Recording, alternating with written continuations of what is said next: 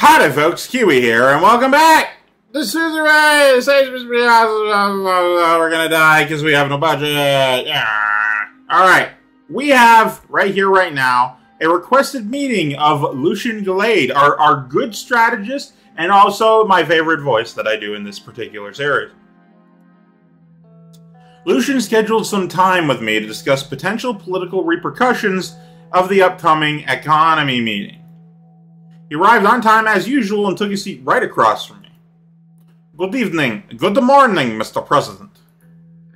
Lucian had dark circles below his eyes. The plethora of political developments must have been weighing even on a workaholic like him. Well, yeah. Look a bit tired. You get enough sleep? Let's discuss this upcoming meeting. He isn't much for, getting to know people. I booked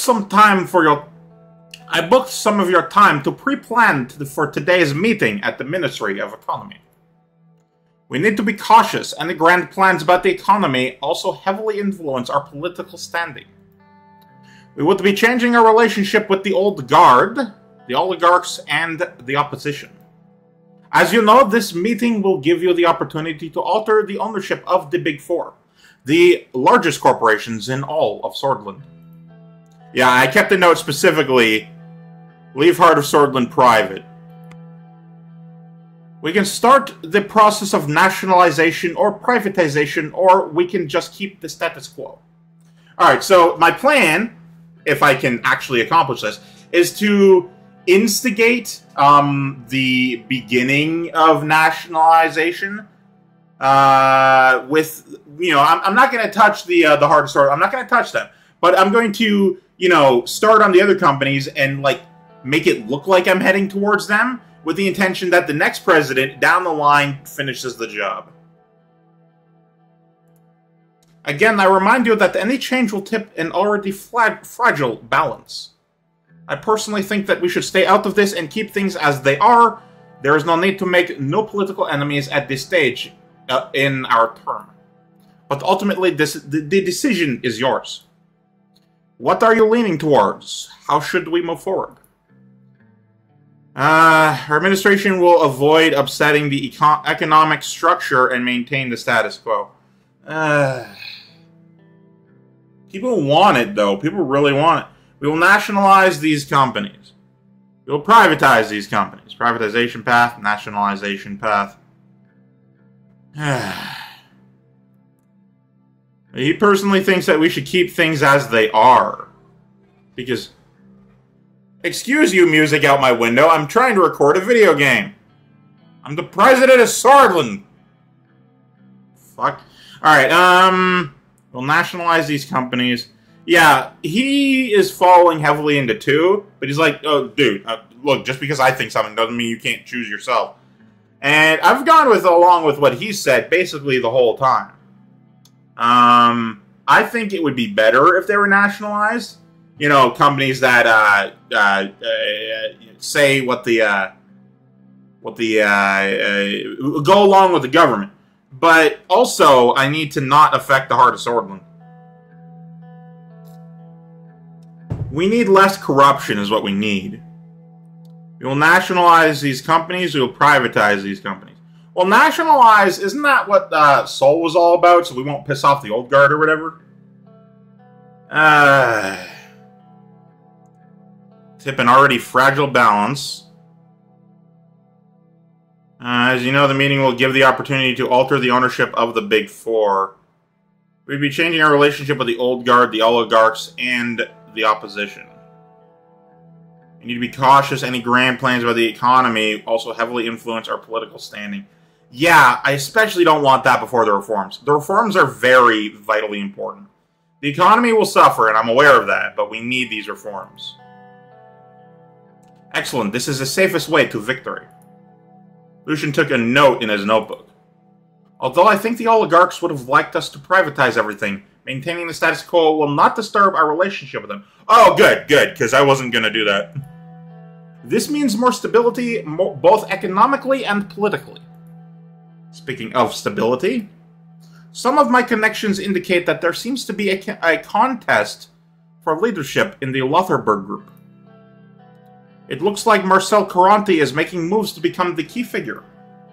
Caronte probably wants his father's seat as the head of the group, and Tusk doesn't want to let go of it.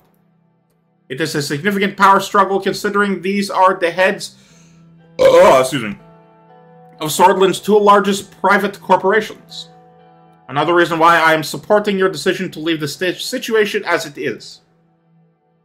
There's no reason for us to interfere directly or indirectly in their internal struggles. Did Marcel or Tusk contact you? I received a call from Marcel. Damn, I'm not gonna fucking hide things from Lucian, are you kidding? This dude is my fucking rock. He's the reason the country is not... Actually, hang on. Country's falling apart. Everything's on fire.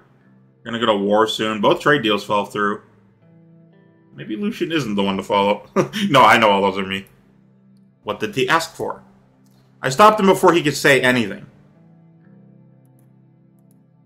Not involving ourselves in the oligarch's business will save us from potential headaches. At any rate, this internal conflict among the oligarchs puts us in an interesting position. Our relationship with Walter Tusk hasn't been good so far, and the move we make now has to be calculated and thought through. Lucian looked at his watch. Very well then, I'll cancel the meeting since we are not taking any actions. I must get back to work. I'm glad that you have made this decision. I mean, I wanted to move to more to nationalization, but you know how it goes. Thank you for your time, sir. Lucian got up from his chair and left the office. Okay, let's take a look. Yeah, our government will not touch the delicate balance between the oligarchs. Good, we need their votes. Read the report from Arvery. Logsland Navy active in Mercian Sea. Helgeland Island has been a disputed territory for many years between Agnolia and Vogsland, with Sordland standing on the sideline. Vogsland increased navy activities in the Mercian Sea are heightening a standoff between the two nations and sharpening their rivalry for each other. I want to prevent it from happening, but also I can't do fuck all about it. Anyway, so what I'm going to do is I'm going to click on the news and see the Geopolitico. Tensions keep rising in the Mercian Sea. According to reports from the Agnolian government, the Vogslandian fleet have been patrolling the Mercian Sea was directly responsible for the disappearance of 2 fishing vessels, a drilling ship and an oil tanker that belonged to Agnolia. Prime Minister Van Houten called an alliance of nations to investigate the incident.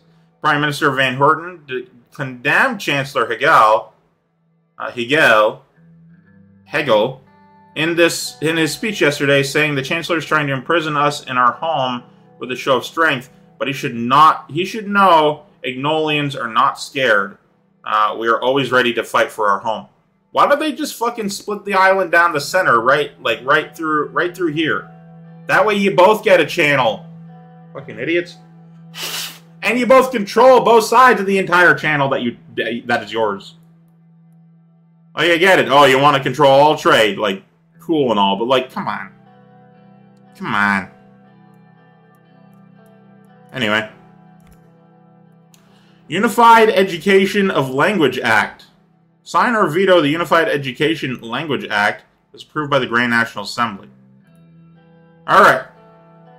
The Unified Education Language Act passes the following into laws. Section 1 enforces that the educational institutions of Sordland will teach all classes except for foreign classes in the official language of the country, unless they are given specific approval by the Ministry of Education. Universities, technical colleges, and other schools provide classes in any language other than Sordish that will receive a suspension of operations until they apply for the approval process. Section 2 enforces the law through defunded penalties and total shutdowns of schools. Yikes, calm the fuck down. Look, I get it, you want your language. Cool, makes sense. Don't explode at any, like, dissent. Jesus Christ. Alright, following into law. Well, I don't want these things into law, so I'm going to veto, right? And I just need to double check, make sure that I'm not doing, it's not like a reverse flip situation here. Okay, I pass the following into law. Country, university, section, thing. Like, half of it is fine, but the other half isn't.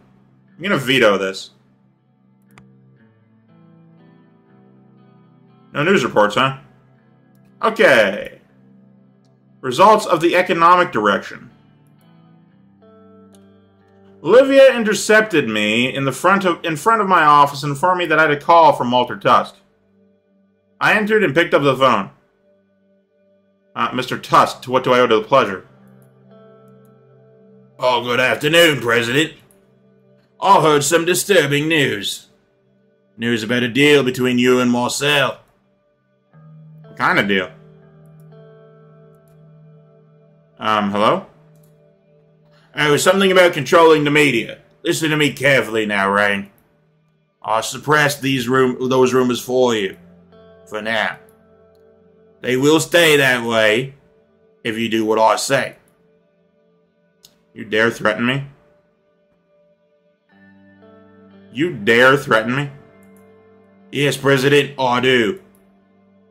Let me tell you what I want first, and I will let you decide. That damn boy, Marcel Carani. I want him out of the equation. I found some evidence linking him to the Coronelli cartel, a powerful crime syndicate. What I want from you is simple. I will feed the information to the officials. I want you to start an investigation into Heart of Sordland. That's all I ask. It's not too much to ask, right? Is the information about the cartel ties verified? Is the information verified? I wouldn't tell you that if it wasn't the case. Heed my words, President. You want to keep being one.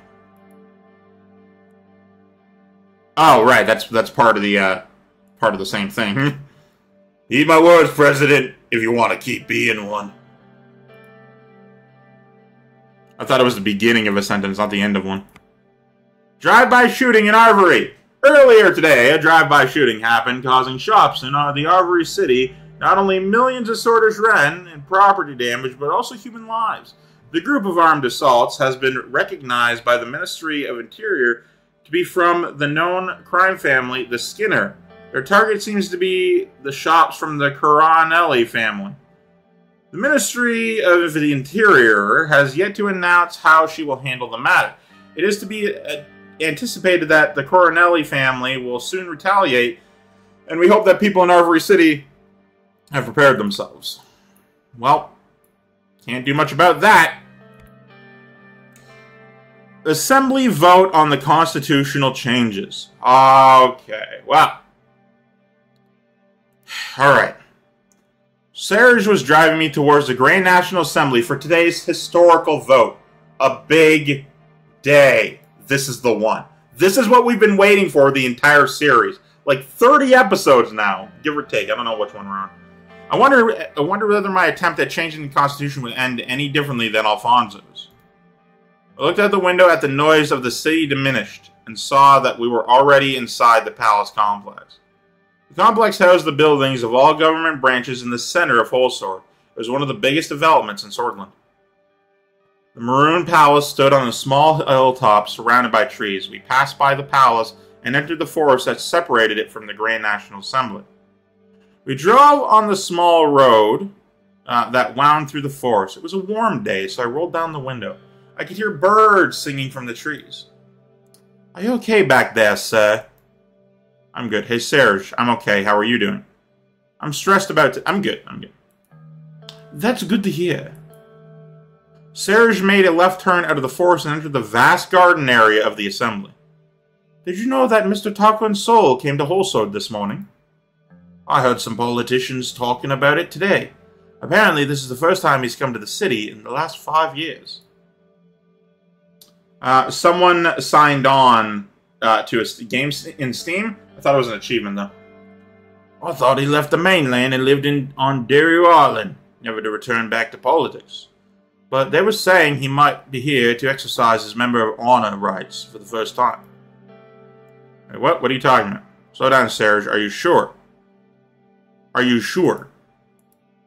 Yes, sir. I overheard several men talking about it around the gardens of the Assembly. I heard it could just be rumors, of course. Do you think he's here about today's vote? I bet it was just some rumor. I don't think he'll appear out of nowhere. I hope not. He's probably here to make a scene. Well, I'm sure he will support you, sir. Of course he will, Serge. Shut up, Serge, you don't understand. Well, I'm not going to be mean to Serge. I love Serge. We'll loon soon enough. Serge drove inside the gates of the parkway and parked the car. We've arrived, sir. Thank you, Serge. We'll talk later. See you, Serge. Before you go, I want you to take this. My father had this pocket watch, and he said it protected him from the evil of this world. I want you to have it. He opened his hand and showed me a very old-looking pocket watch. It looked like it was made during the Century of Revolutions. What? Is a period from the early 19th to the early 20th centuries in which a number of significant revolutionary movements occurred in most of Maricopa and Contana. The period is noted for the change from absolutist monarchies to representative governments with a written constitution, and the creation of national states as well as socialist states. Damn! Take the good luck charms. I can't take this. It must be valuable to you. I'm going to take the good luck charm. But I will return it, though. I looked back at the watch. It was made in 1920. I put it in my front pocket and gave my thanks to Serge. I opened the car door. Good luck with the vote. I walked up the white stone stairs to the Grand National Assembly. The entrance looked like a temple gate from the classical era. The door opened to reveal vast corridors of wood and white stone. I joined the crowd of people who were walking slowly towards a parliamentary hall. Suddenly, I noticed Lucian emerge from the crowd of packed politicians in front of me. He looked relieved when he saw me. Ah, sir. There you are. Have you seen Vice President Vectorn? He's nowhere to be found. I just arrived here, Lucian. I'm sure he's around among the crowd somewhere. I don't think he'll miss a vote this important. I hope you're right. At any rate, how about yourself? Are you ready to finally face the assembly, sir? As ready as I've ever been, Lucian. Yes, I hope it works out. Lucian, I've just heard something worrying from Serge. We'll address that later, sir. Come, we must go inside. We followed the crowd into the parliamentary hall. After we were inside, Lucian and I separated to take our assigned seats. I went up to the mezzanine overlooking the hall and sat down. I recently saw this word, and didn't know what it meant. I waited as the MPs took their places inside the hall one by one. After a while, I saw Gloria walk to her elevated seat at the center of the hall. Ladies and gentlemen, please take your seats. We will shortly begin with today's agenda of the USP's proposed changes to the Constitution of Sordland. After a short while, everybody was in their seats. According to the current Constitution, constitutional amendments require a two-thirds majority in order to reach Assembly approval. If the vote succeeds, the proposal will be sent to the Supreme Court. The proposal in question includes these points. She started reading the proposal to the Assembly. First section of the changes, Article 57, is modified with the following. She continued reading the proposal, highlighting each section. Section 2, paragraph 36, and she went on, may not exercise his right to, and on, the justices of the Supreme Court. Most of the MPs seemed like they were already falling asleep. A simple majority is considered. The seat was really hurting my back. I love how I'm just distracted. Most important thing in the history of Sordland. I'm just like, man, my seat is uncomfortable. Section 4, paragraph 44A. It felt like an eternity had passed. Finally, she finished reading the changes. I hereby invite all of you to vote. She struck her gavel down. The loud bang made some MPs jump up in shock as they woke from their deep sleep. As I previously stated, it will require a two-thirds majority in order to pass. You may now cast your votes. I felt the need to stand up and stretch. I looked down the hall from the platform I was seated on. Some Assembly members immediately walked to the ballot box and cast their votes. Most of them, however, began to congregate in groups around the hall, discussing the changes. Go down to the hall where the MPs are, sit back and keep watching. For democracy, it doesn't even tell me what I'm doing, it's just a screen. I'm expecting your votes, definitely not that one. Go down the hall where all the MPs are. I'm going to sit back and keep watching. No, that's probably the wrong move. I'm going to take my mouse off this just in case I accidentally click. So, let's go down let's go down and see what we got here. So, I'm expecting your votes would be very, like, forceful. And some of them want that, of course. Some want me to be a forceful president. But no. Yelling for democracy likely isn't going to help either. I don't think yelling anything is going to be helpful. Go down the hall where all the MPs are. No. See, I'm the captain of the ship, right? I need to make sure that I'm there the whole time. I can't go down the hall. I have to stay there and make sure I'm there the entire time. I saw some people cast their votes, but many were still walking around the hall or talking to each other. Then I noticed Kisaro Kibiner approaching. He stopped below the mezzanine and looked up at me. Go down to talk to him. I'm going to go down to talk to him. Went onto the floor and approached. Mr. President, how are you feeling about the vote? Very positive. I'm hoping for the best. The best outcome for this proposal is failure. I've lost my respect for you, Mr. Rayne. So many problems in Sordland that must be addressed, and yet you insist on stalling us with your democratic reforms.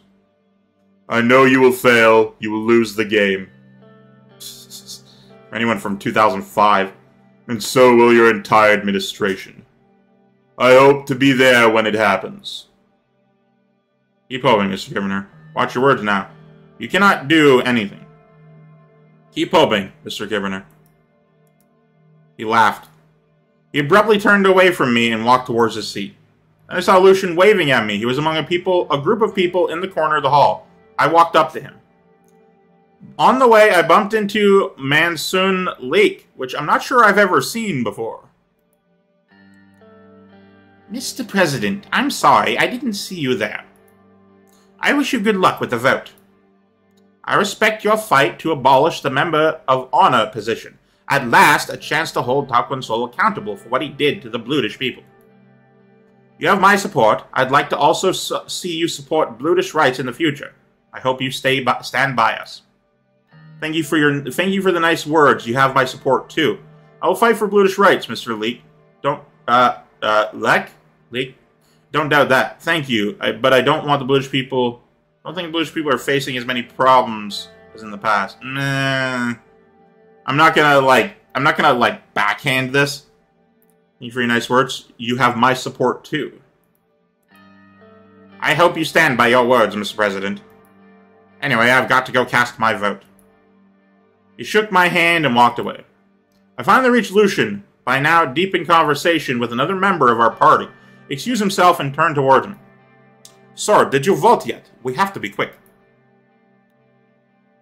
Definitely not say what's the rush, especially in a fucking Lucian. Come on. No, let's vote. I signed my vote and prepared the envelope. Together, Lucian and I walked to the center of the hall and cast our votes. He kept rushing me throughout the process. Interesting. Gloria bowed her head slightly in respect as she saw us vote. Lucian pulled on my arm and whispered in my ear. Mr. President, we have a problem. Tarquin Sol is here. I know. What should we do? You have to accelerate the voting process. We need everybody to vote as soon as possible.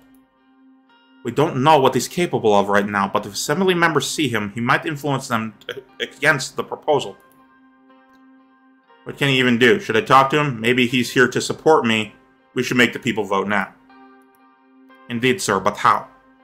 Let's just go back to our seats. Any noise we make will distract everyone further. Go and ask Gloria to speed up the voting. Shout at the assembly from the center of the hall. Go and ask Gloria to speed up the voting. Make it, she's in charge of this, right? I walked up to Gloria and asked her to speed up the voting. I can't do that, Mr. President. Don't worry, there is already a time limit and we are abiding by the rules. Assembly members are used to this process. Suddenly, Lucian pulled me aside. Sir, what do we do? He pointed at the back of the assembly near one of the exits. I followed his finger to see Tarquin Sol sitting there. This is a nerve-wracking, Jesus! He looked much older than he had 5 years ago, but I could tell he had the same fire in him. Some MPs had already gathered around him and were chattering with him in awe. The assembly gradually went quiet as people started to notice Sol's presence in the hall. I'll go talk to him, leave him be. We have to make sure he doesn't sabotage anything. Should we do something? No. We have to make sure he doesn't sabotage anything. We should refrain from giving him the spotlight he expects. Maybe you can address him after the vote. As I was talking to Lucian, I spotted Kisaro Kibiner walking to the back of the hall towards Tarquin's soul. I bowed in front of Sol and gave him a military salute. He bowed in front of us. Seeing this, more people started to approach him. Suddenly, Gloria came up behind us. Gentlemen, why don't you go back to your seats? Let's follow the procedure. Oh, by the way, we have 251 members today. As you can see, the member of honor is here. He's already cast his vote. He has now. So, Miss Tori, how many votes are missing? Only a few. Okay, alright. Whew. So, not many of them will be impacted. Though, also, we were very close anyway. Albin, Clavin, and 3 other men approached us with envelopes in their hands. And these must be them. Good day to you, gentlemen, Madame Speaker. Just cast your votes and let counting begin. I'm sorry, Mr. President. We had an issue with one vote at the last minute. I've collected them all now. He gestured at the men behind him. Let's get this over with, gentlemen. They went ahead and cast their votes. Let's win this, Mr. President. He walked to his seat with a fist in the air. Now, why don't you two get back to your seats as well? Very well, we shall. We both went back to our seats. When I returned back to the mezzanine, I saw Patur sitting in the chair next to mine. Hey, where were you? Did you cast your vote? Patur, how are you? Where were you? I was right here. Where were you? No, you were not. I was talking to Lucian.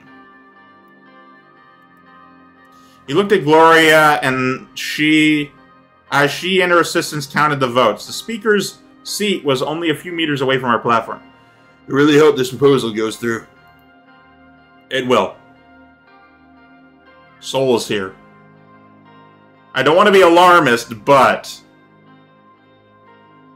Sol is here. What? He's at the back of the hall. He's here to show everyone he's still alive. Maybe he's here to make a statement. I hope he doesn't sabotage the vote. No, I'm not a worrier. He's at the back of the hall. I'm making an observation and I'm pointing out a statement. Fuck. He tried to get Gloria's attention by waving at her. How many votes left? Gloria looked at Patur. She looked annoyed. 20 votes left to count. It doesn't look good for you. Patur turned to me. Did you hear that? We're screwed. We're going to get through this. Come on. Patur looked uneasy. Patur pointed at Franz Richter was sitting. Look at Franz over there. I'm sure he was behind this mess. You shouldn't have trusted him.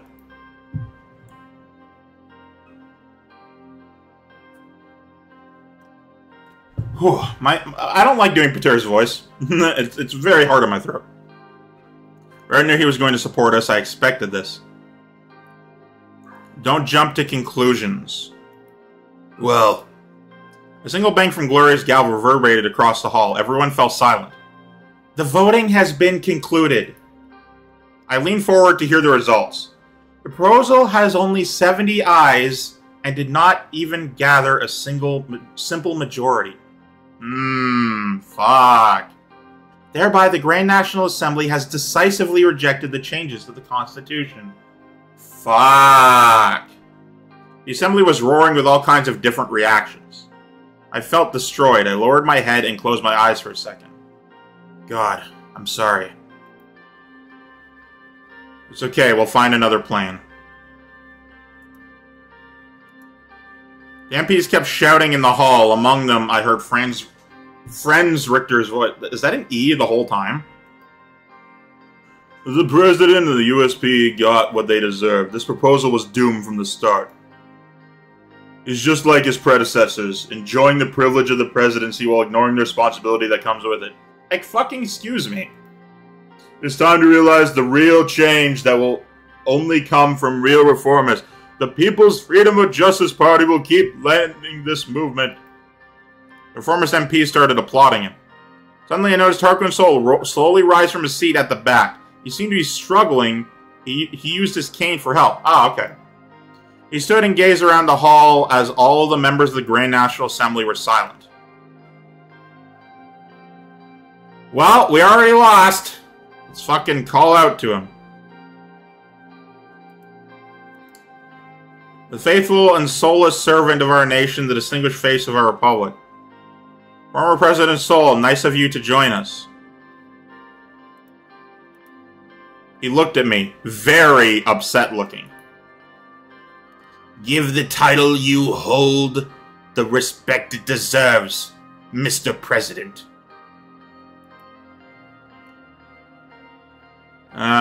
Former presidents. I mean, he is the that's factual though. He turned his back and walked out the exit as two of his guards held the doors for him. The hell was that? Soul or no soul, we're definitely fucked. Neither the party nor the public is going to be pleased. We can't change the Constitution, so what? We're still in charge. Screw Soul and the party. We were always on our own. Damn it. We need to hold an emergency meeting to plan our next moves. We both looked down at the floor for a while. After regathering our thoughts, Peter and I walked out of the National Hall. We waited for Serge by the entrance. Well, that fucking sucks. I vetoed. Reform package failed at the assembly with only 70 ayes.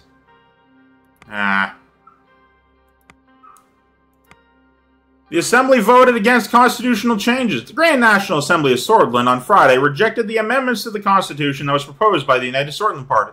Officially announced a rejection of the Constitution Amendment, said Speaker Gloria Tory, after the proposal was rejected in a public session. Excuse me. According to Tory, only 70 lawmakers voted in favor of the amendments, failing to reach the 166 threshold.